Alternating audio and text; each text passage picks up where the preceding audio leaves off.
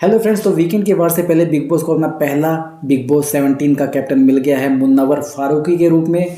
अब वो कैसे कैप्टन होंगे तो ये वीक के लास्ट में हमको पता चल जाएगा। लेकिन अभी वीकेंड के वार से पहले घर के अंदर कुछ ऐसा हुआ है जिससे घर का माहौल थोड़ा सा गर्म हो गया है।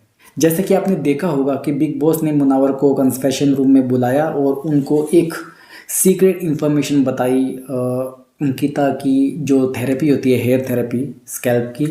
तो उसके अंदर जो उनके कन्वर्सेशन हुए थे उनके डॉक्टर से, जो भी उनकी टीम के थे, तो उसके बारे में उन्होंने कुछ चीज़ें डिस्क्लोज़ की है कि ये आपस में इंटरेक्ट करते हैं सीक्रेटली, या आप कह लो कि थोड़े से इशारों इशारों में बातचीत करते कि बाहर हम कैसे दिख रहे हैं इसके बारे में। तो मुनावर को आगे करके बिग बॉस ने एक बंदूक चलाई है, गोली चलाई है उनके मुनावर के कंधे पर कि आप डिसीजन लीजिए क्योंकि आप घर के कैप्टन हैं। अब आपको देखना है कि आप इस चीज़ को, इस सिचुएशंस को, अगर आप लगता है आपको कि आप ये अनफेयर है, क्योंकि मुनावर ने बोला था ये बहुत ही अनफेयर है क्योंकि इनको बाहर की इन्फॉर्मेशन पता चल जाती है, फीडबैक मिल जाता है, हमको नहीं मिलता है, तो ये हम बाकी सभी कंटेस्टेंट के साथ में अनफेयर गेम है। तो बिग बॉस ने कहा कि अब इस अनफेयर को आप कैसे फेयर करोगे ये आपकी कॉल है, ठीक है। अब आपको इस चीज़ के बारे में डिसीजन लेना है। मुझे लगा कि मुझे ये जानकारी आपको देनी चाहिए थी, बिग बॉस को लगा, तो इस तरह से उन्होंने उसको एक मैन्युपुलेट भी किया, थोड़ा सा उसको एक मौका भी लिया अग्रेसिव स्टैंड लेने का। हालांकि मुनावर ने इस चीज़ में एक गलती कर दी जो मुझे लगता है मुनावर को सभी घर वालों से डिस्कस नहीं करनी चाहिए थी, क्योंकि मुनावर घर का कैप्टन है। बिग बॉस ने साफ कहा कि आप घर के मालिक हैं, आपकी ही मर्जी चलेगी घर में। अगर आप घर वालों को इसमें रजामंदी में शामिल करते हैं कि मैं सब ये चीज़ करना चाहता हूँ, दैट्स अ ग्रुप डिस्कशन, सभी कंटेस्टेंट का डिस्कशन है जिसमें आप इक्वालिटी के ऊपर जा रहे हो। जब आप इक्वालिटी के ऊपर जा ही नहीं सकते, जब आपको घर चलाना है, सबको साथ में लेकर चलना एक अलग बात है। रूल रेगुलेशन के लिए घर वालों को सभी बातें पता होना जरूरी नहीं है। कैप्टेंसी में कुछ चीज़ें होती है, रिस्पॉन्सिबिलिटी, आप उनको इम्प्लीमेंट कर सकते हो। आप खुद देखिए, मुनावर घर वालों को इकट्ठा करके एक तरह से उनको नरेट कर रहा है कि अंकिता ने ये अनफेयर चीज़ करी है और मैं उसकी ये सर्विस बंद करना चाहता हूँ, आपका सपोर्ट चाहिए, ठीक है। और आप कितने बंदे इसके लिए एग्री करते हैं, कितने नहीं एग्री करते। अगर मान लो सारे बंदे कहते कि हम एग्री नहीं करते, तो क्या आप स्टैंड नहीं लेते? मेरा क्वेश्चन मुनावर से ये है। मुनावर को तब भी स्टैंड लेना पड़ता अगर मुनावर कहता कि घर वाले एग्री नहीं करते, मैं भी कोई स्टैंड नहीं लेता, मैं इस चीज़ पे कुछ नहीं कर सकता। तो बिग बॉस का मुनावर को वो इंफॉर्मेशन देने का फ़ायदा ही क्या रह जाता, ठीक है। बिग बॉस चाहते थे कि मुनावर इस पे अग्रेसिवली डिसीजन ले, बट मुझे लगता है कि बिग बॉस ये नहीं चाहते थे कि मुनावर इस चीज़ में घर वालों को इन्वॉल्व करे, ठीक है।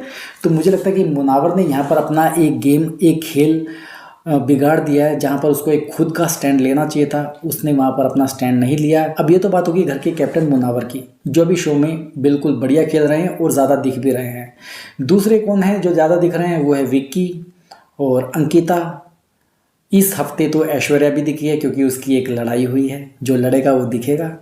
और मनारा अभी 2 दिनों से कम दिख रही है क्योंकि मनारा लड़ाइयाँ नहीं कर रही है शायद, ठीक है। अनुराग भी इन 2-3 दिनों में बहुत ही कम दिख रहा है। और होरा के बारे में मैं क्या कहूँ, मैं ये सोच रहा हूँ कि बिग बॉस होरा को क्यों लेके आए इस शो में।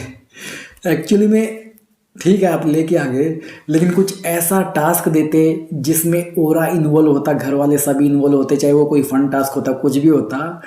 ओरा के साथ में बस अरुण है, एक दौड़ा 2-4 अरुण जो है ओरा को खाना खाना सिखाते हैं और थोड़ी लैंग्वेज वगैरह भी सिखाते हैं अरुण। तो इसके अलावा ओरा का कोई घर में रोल दिखता नहीं है। ओरा वाकई घर में सिर्फ इंजॉयमेंट के लिए आया है। और ये अच्छी बात है कि कोई ओरा को सीरियस नहीं ले रहा है। अगर उनको लगता कि ये बंदा बिग बॉस जीत सकता है तो वो उसके खिलाफ भी षड्यंत्र बुन लेते, लेकिन उनको पता है कि ये बंदा बिग बॉस कभी जीत ही नहीं सकता, इसको हम जब मर्जी घर से निकाल सकते हैं, और इसलिए शायद वो इसको नॉमिनेट भी नहीं करेंगे। अब मैं आपसे पूछना चाहता हूँ, कोई ऐसे 3 नाम मुझे कमेंट बॉक्स में बताइए जो आपको लगता है कि बिल्कुल ऑनेस्टी से गेम खेल रहे हैं। मैं अपने 3 नाम भी आपको डिस्क्लोज कर देता हूँ। पहला नाम है नील, जो मुझे लगता है ऑनेस्टी से गेम खेल रहा है। एक्चुअली नील को मैं तीसरे नंबर पर रखना चाहता हूँ क्योंकि नील गेम खेल ही नहीं रहा है, वो सिर्फ वहाँ पर टाइम पास कर रहा है और मुझे लगता है वो इस शो के लिए बना भी नहीं है। तो प्रोबेबली चांसेस हैं शायद वो इस हफ्ते इस शो से चला जाए, क्योंकि इस हफ्ते 4 बंदे नॉमिनेट हैं। विक्की है, अभिषेक है, खानजादी है और नील है। इनमें जो सबसे कमज़ोर मुझे लगता है नील। और पब्लिसिटी के हिसाब से अगर देखा जाए, मार्केट वैल्यू के हिसाब से अगर देखा जाए, तो नील की एक बहुत बढ़िया फ़ैन फॉलोइंग है इन चारों में। अभिषेक की नहीं है, खानज़ादे की नहीं है, इवन विक्की जैन की भी नहीं है। लेकिन नील के फ़ैन भी इस बात से अग्री करेंगे कि नील इस शो के लिए बना ही नहीं है, तो शायद वो इसको वोट ना करें और उसको शो से निकाल लें। ठीक है, फिर हो सकता है कि ऐश्वर्या अपना इंडिविजुअली गेम खेल ले। ठीक है, और दूसरा नाम मैं समझता हूँ जो बढ़िया अच्छे ढंग से खेल रहा है, अरुण। थोड़ा बहुत गेम खेलता है अरुण, लेकिन ऑनेस्टी है उसके गेम में। ठीक है, लड़ाई के लिए उसके एक लिहाजा है बात करने का, उससे लड़ाई अपने आप ही हो जाती है। तीसरा नाम मैं लेना चाहूँगा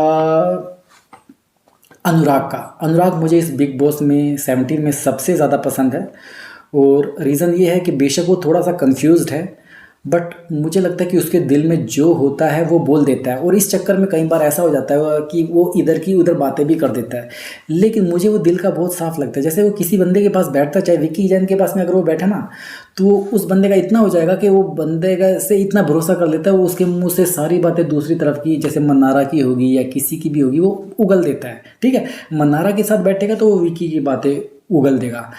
वो कभी भी ऐसी बातें नहीं उगलता जिनसे लड़ाई हो, वो थोड़ी बहुत ऐसी बातें उगलता है क्योंकि ये उसके नेचर में है। लेकिन उसका नेचर वो मुझे लगता है दिल का बहुत ही साफ इंसान है। अगर वो बिग बॉस जीत जाएगा, मैं चाहता हूँ कि बिग बॉस जीते तो नील जीते। हालांकि बिग बॉस 17 सीज़न में नील के जीतने के चांसेस बहुत ही कम है, लेकिन अगर मुझसे पूछा जाए कि आप किसको जीतता हुए देखना चाहते हो, तो मैं अनुराग को जीतते हुए देखना चाहता हूँ, क्योंकि उस बंदे के अंदर कुछ तो गट्स है कि वो जो बोलता है अच्छे तरीके से बोलता है, और कई बार तो वो मोस्ट ऑफ द टाइम तो वो कंफ्यूज्ड ही लगता है।